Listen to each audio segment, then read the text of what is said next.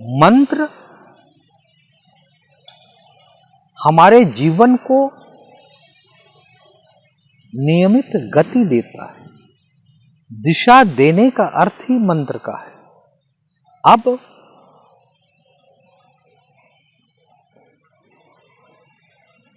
मंत्रों का जानकार, क्योंकि हमारे यहाँ मंत्र यंत्र तंत्रों की संख्या करोड़ों की है, वेद के ऋचाओं से ज्यादा मंत्र यंत्र तंत्रों की संख्या है। लेकिन मंत्र यंत्र तंत्रों की संख्या को भगवान शिव ने किलित कर दिया। वैसे जैसे एज फॉर एग्जाम्पल गायत्री के विषय में कहा गया है, जो सर्वोपरि मंत्र है, गायत्री सफला न कदाचना साप दुत्तारिता शातु भुक्ति मुक्ति फल प्रदान। वेद माता गायत्री तुम तभी सफल होगी जब तुमको साप से मुक्त किया जाएगा। तो हमारी मनीषियों ने श्राप भी दिया है। दुर्गा सप्तशती प्रमाणिक ग्रंथ है, उसमें भी हमें साप विमोचन करना पड़ता है। जब हम साप से मुक्त करते हैं और उसके बाद दुर्गा सप्तशती करते हैं, उसी तरह मंत्रों के साथ एक विधा है कि यदि मंत्र को साप से मुक्त नहीं किया जाएगा तब तक वो मंत्र फलित नहीं होगा। कुछ मंत्रों को छोड़ के, जैसे राम मंत्र है, कृष्ण मंत्र है, शिव मंत्र है, इन्हें साप से मुक्त करने की जरूरत नहीं है। लेकिन और जितने संसार में मंत्र हैं उन सबको मुक्त करना पड़ता है। और हमारे यहाँ एक परिभाषा है, तंत्र की परिभाषा है, लोग कह देते हैं मंत्र औषधि तंत्रस्य। मंत्र औषधियों का योग तंत्र है। जैसे तुमको परमाणु बम बनाना है तो इसमें इस चीज का प्रयोग करो और ये फॉर्मूला है, तो फॉर्मूला मंत्र हो गया और सामग्री हो गई, तो मंत्र औषधि तंत्र से ये जाके तब तंत्र हो गया, तब एक परमाणु विस्फोट। उसी तरह से सारे चीजों का, जब तक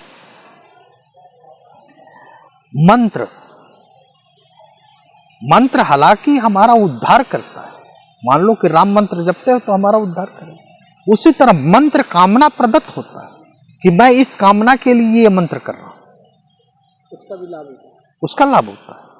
मैं रोग नष्ट करने के लिए ये काम कर रहा हूं, इस मंत्र को कर रहा हूं। तो इसी तरह मंत्रों का अपना प्रभाव होता है। और मंत्र सत्यम पूजा सत्यम, मंत्र भी सत्य है, पूजा सत्य है। सत्यम देव निरंजनम, गुरु वाक्यम सदा सत्यम, और गुरु का वाक्य जो है वो सदा सत्य है। इसलिए मंत्र को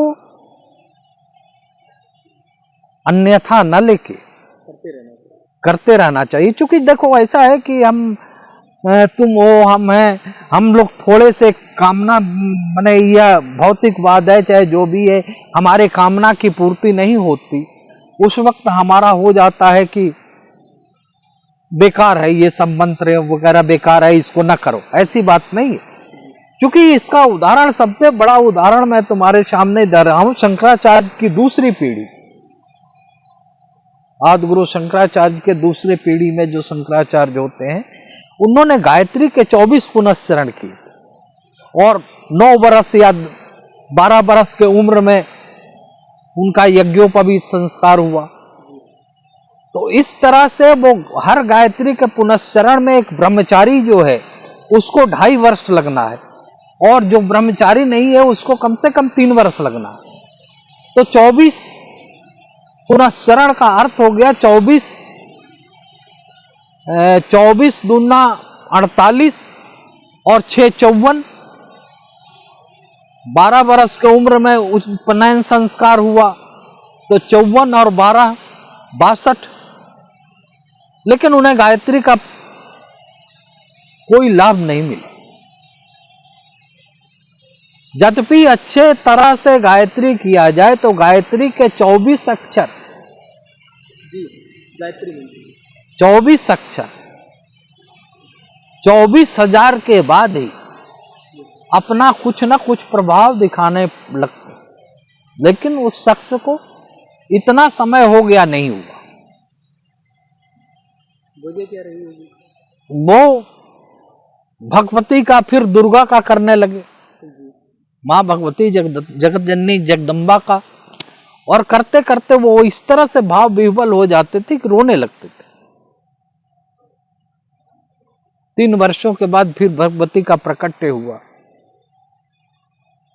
जबकि उन्होंने खुद लिखा है अपने हाथ से क्षमा प्रार्थना। उस क्षमा प्रार्थना में वो लिखते हैं, मया 85 ते तू पनीत वयसी, 85 वर्षों के बाद तुम्हारा सानिध्य है। तो क्या वजह रही कि तो वो मैं बता रहा हूं। तो और हम तुम यह साधारण आदमी होता तो वो, जब उन्होंने कहा कि बरम ब्रूही, मैं वर दे रही हूं, तो और आदमी होता तो पूछता, कहता कि हमें ये दे दो, वो दे दो, वो दे दो। लेकिन जगत कल्याण के लिए शंकराचार्य जी ने सबसे पहले यही कहा कि मेरे 24 गायत्री के पुनस्मरण के क्या हुए। भगवती जगत जननी जगदम्बा ने कहा कि तुम पर 100 ब्रह्महत्या के पाप थे,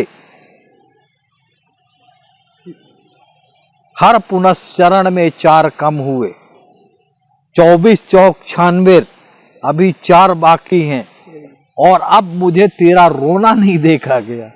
हालांकि तुम गायत्री का भी 25वां पुनस्चरण करता तो हो सकता था, लेकिन अब तेरा रोना नहीं देखा गया। तो हम जो करते हैं उसमें हमारा पूर्व छुपा हुआ है, और पूर्व के किए गए कर्म, अच्छे या बुरे, जब तक नष्ट नहीं होते, पाप कर्म जब तक नष्ट नहीं होते, तब तक ईश्वर का सानिध्य प्राप्त नहीं होता। हमने एक दिन कहा था तुमसे कि मैं निराला की शक्ति साधना में सूर्यकांत त्रिपाठी निराला जी ने एक जिक्र किया है। प्रभु श्री राम रावण से युद्ध करने जब जा रहे हैं, उस समय भगवान शंकर उनके साथ युद्ध करने जा रहे हैं।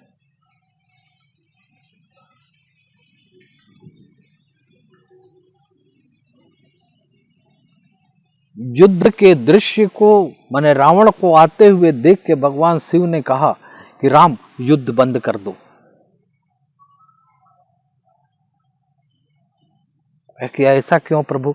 तो इसलिए कि जिसको 10 महाविद्या अपने गोद में बैठाए हुए हैं, उसका तुम कुछ नहीं कर सकते।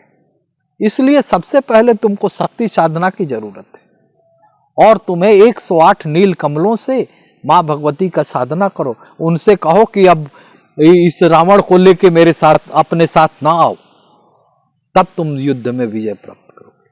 प्रभु श्री राम ने 108 नील कमल हनुमान जी ले आए, उन्होंने पूजा किया, अर्चा किया, अर्चन किया, लेकिन एक फूल भगवती चुरा ले गई थी, 107 ही रह गया, 108 की आवश्यकता थी। तो वो जो सलाखा अपने आंख में लगाने को हुए, आंख निकालने को हुए कि चलो मुझे भी नील कमल लोग कहते हैं, तो एक कमल निकाल के दे दो। तो भगवती ने हाथ पकड़ लिया, कहा कि बोलो राम। तो अब माता जी कृपा करो कि हम रावण को पराजित करना है, इसलिए इसे अपने गोद में न लो। कहने का मतलब ये है। तो भगवान राम ने भी जो है ना मंत्रों का सहारा लेकर के सबकी उपासना करी। चूंकि निकुंभला का पूजन मेघनाथ वगैरह ने करके वर प्राप्त किया था, और बराबर जब भी युद्ध क्षेत्र में जाता था तो रावण कुंभकर्ण सबसे पहले निकुंभला की पूजा करके ही जाता था, भगवती की पूजा करके ही जाता था। इस तरह से जो है उतना ही सत्य मंत्र है, उतना ही सत्य यंत्र है, उतना ही सत्य सब कुछ है। लेकिन बस जरूरत है तो एक उचित मार्गदर्शन करने वाले की, और एक उचित ढंग से उसे बताने वाला, उसका जो है क्लियरिफिकेशन अच्छे ढंग से हो जाए, तो वो सब फलित होगा, अन्यथा नहीं, भिन्नता नहीं है। करत करत अभ्यास ते जड़मत होत सुजान, रसरी यावत जाते सिल पर परत निशान। ये सिर्फ अभ्यास है। कबीर को रामानंद स्वामी ने सिर्फ अरे पैर के नीचे आने के बाद सिर्फ राम राम कह दिया था, हाँ? लेकिन उसने उसको अपने जीवन में इस तरह से उतार लिया कि वो राम साकार, राम का रामानंद स्वामी उपासक थे और उसने साकार निराकार उपासना के एक अलग सिद्धांत को ही प्रतिपादित किया। तो जो सिद्ध हो जाते हैं वो महामंत्र कहलाते हैं, जिससे हाँ, जिसको जो देखो, मंत्र के विषय में बहुत सारी बातें हैं। मंत्र जो है, किस मंत्र को, मंत्र की 4 श्रेणियां है बेटा। जब मंत्र पर बहुत बड़ी है कि मंत्र मित्र होता है, मंत्र शत्रु होता है, मंत्र ऋणी होता है, मंत्र सम होता है। तो यदि शत्रु मंत्र है उसको जीवन भर जपते रहो, वो तुमको फल नहीं देगा। जब उसको फिर संस्कार, एक तारण संस्कार होता है, उस संस्कार को करने के बाद वो मंत्र फल देने लगता है। तब तक वो शत्रु होता है, तब तक वो, हाँ। उसी तरह जो ऋणी मंत्र है, जो मंत्र तुम्हारा कर्जदार है, वो बहुत कम समय में तुमको, हाँ, लक्ष्य तक पहुंचा देगा। और जो सम है, ना अच्छा होगा ना बुरा होगा, जो मित्र है वो तुम्हारी मदद करेगा। तो ये पहचान कैसे होगी? उसका सबका है, कैलकुलेशन है, सबका अलग अलग नामों से सबका कैलकुलेशन होकर सब नक्षत्र के अनुसार है।